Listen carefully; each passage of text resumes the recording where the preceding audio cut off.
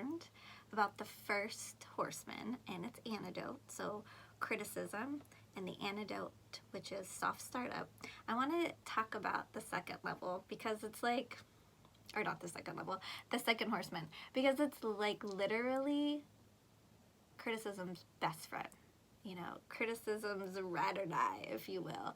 So when a criticism is coming at you by someone saying, you never, you always, our knee-jerk reaction is not to say, you know, you're right. I've been a total asshole this whole time. I never take your feelings into account, and I'm at fault. You're right and I'm wrong. Please tell me if that's ever happened, because I've literally never seen it. What you do get is defensiveness. Knee-jerk reaction to criticism is defensiveness. Best friends, BFF. Sometimes, depending on how we were raised, though, also, we might just be more defensive in general. So it is innate in us to be defensive, and when we hear a criticism, then we're going to defend it. Now, what starts to happen over time is we become hypersensitive to criticism. If we're in a relationship where we feel as though, or we actually are being criticized very regularly, we get into negative sentiment and we are hypersensitive to criticism. So we might even get a very neutral comment coming our way or a positive comment, and we could still be defensive. My favorite example that I use in my office is, you know, I could walk up, if me and my husband were in this bad state, I could be like, or actually we'll say it to me, he could be like, oh, that's a really nice shirt. And I could be like, what, do you think I look fat? Because I'm just so ready, like I just am, everything out of his mouth in my mind is normally critical. This isn't really the truth, but if it were, that could be my reaction, even to something positive, and very often to things neutral. And then, you know, couples get into the space of like, God, you're just so defensive. I can't say anything. And usually if we break that down, I try to help the person who's bringing up the issue recognize that, well, what you're bringing up is critical, you know, and how you're bringing it up is critical. And also, because you've been in the state for so long, yeah, they're hypersensitive to it. They're in negative sentiment, and we need to work to build to get them out of it. So all of the four horsemen have antidotes, which is great. So these are things, if we're like, wow, I have all four of them in my relationship, I am doomed. No, you're not. There are antidotes, but you have to work for them. So taking responsibility is the antidote to defensiveness. What part can you own? Because very often there's truth in it, right? So, but where we get stuck is when someone says, you never, like we can always find the loophole out of that. You know, you never take out the trash. I took it out last night. What are you talking about? I took it out last week. There will always be a time that we could say, you're crazy, I've done it. The never and the always, it's very important we get rid of those statements, because there will be a response to that. If it is, I feel like I do more around the house than you. I feel like our division of labor is unbalanced, and it's frustrating me, and I really need this to be different. I need us to sit down and have a conversation. If instead of being defensive, because you can say, no, it's not, we do the same, we all do the same. Take a minute. You know, you're probably right. You know, ever since we had the baby and you were home with the baby and you kind of just took on more, we didn't reevaluate that when you went back to work. And I do see that you do more. You definitely do more, you know, with little Jenny. So yeah, let's sit down, because I want to help out more. That's important to me. I think that's beautiful.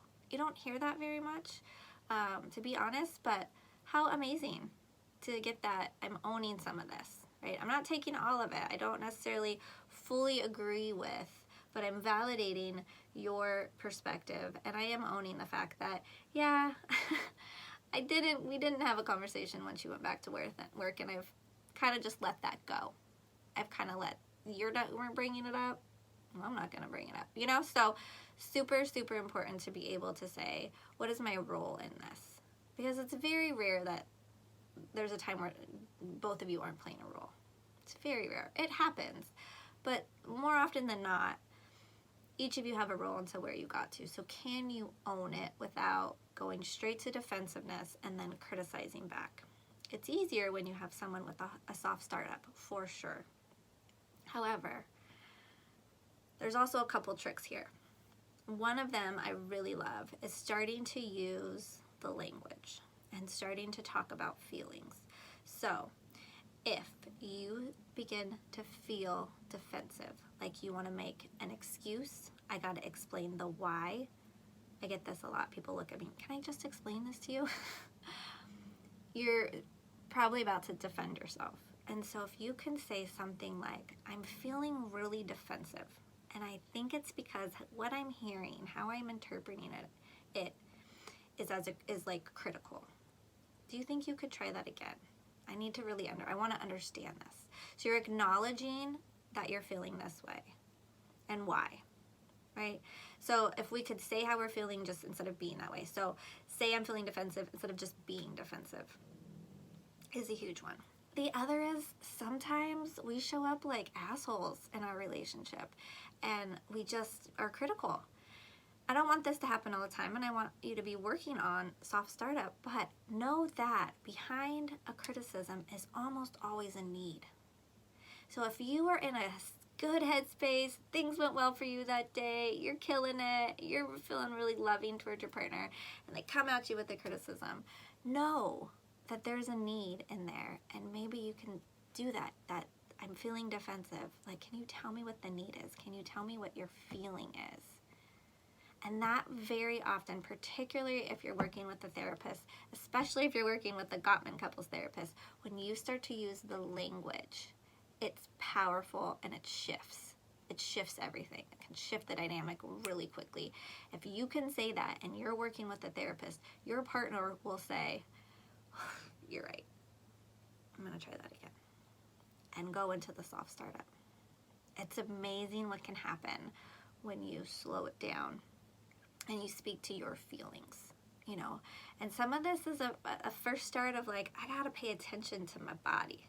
I gotta pay attention to, do I get tight here when I get defensive? Do I get like red? Do I clench my jaw? Do I just yell? Do I jump to 100 when I feel that way because I'm just so frustrated with the criticisms, right? So when you can start to really pay attention to what's going on, it's amazing, because then you can be more in tune with like mind body, and then we can start speaking that way. You know, the same goes for, you know, criticism. We've probably been feeling frustrated for a while and we're holding on to it, so that when we finally bring it up, it's like got a bunch of heat in it. If we would have brought it up sooner and from that feelings place, you know, we could have had a very different result. So that's the second horseman, bringing in the first horseman with it, because they go hand in hand. So if we can really work on one and work on the other, it's amazing how many conflicts and process-oriented conflicts that you can avoid, and how much like to the issue that you can start to work on. All right, good luck out there.